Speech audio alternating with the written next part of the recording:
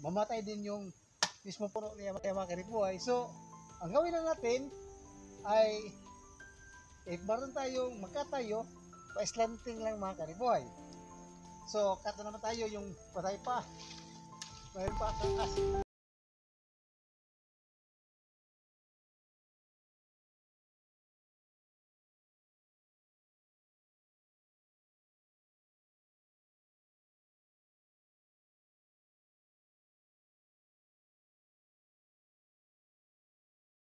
Okay, patay. So, ang natira mga kanibuhay, yung mga sanga na nabubuhay pa. So, hindi lang ito nagtapos mga kanibuhay, putulin lang. Siguro ang kanyang puno ay siguro wala na siyang makukuhang mga vitamina at mga mineralis po. Kasi mayroon siyang competitors, yung mga damo, paligid, marami. So, ugon pa naman. So, siguro yun ang hinanakit sa puno natin nang hindi na siya magbigay ng bunga at malapit na siya mamatay. So, ang gawin natin mga kanibuhay, kukuha tayo ng bukong ng niyog mga kanibuhay, coconut husk. Ang coconut husk mga kanibuhay ay mayaman ito sa potassium. So, makakatulong ito sa puno natin mga kanibuhay. Gawin natin siyang pang-encircling sa puno natin para doon natin itambak ang mga damo para maging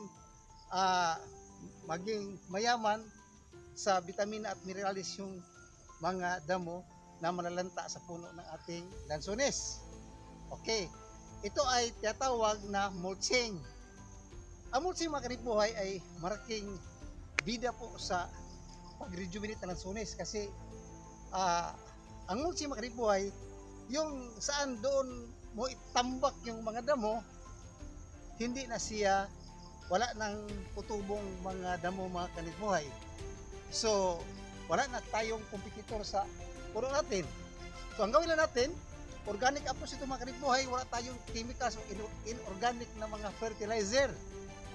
Para lang tipid tayo kasi nang una, malayo tayo sa agri-supply mga kanibuhay at saka siguro wala tayong pira pambili ng mga inorganic fertilizer. So, ito lang mga kanibuhay ang pinaka-easiest na method na magpa-rejuvenate po ng puno ng lansones. So, gawin na natin mga kanibuhay, i-insert din natin ito. Dapat mga kanibuhay ay from the puno mga kanibuhay, dapat 1 metro mga kanibuhay o 1 meter lang po. Okay, start na tayo mag-encircling ng coconut husk mga kanibuhay. So, ito na. Ada mo. Thanks mga kanibuhay.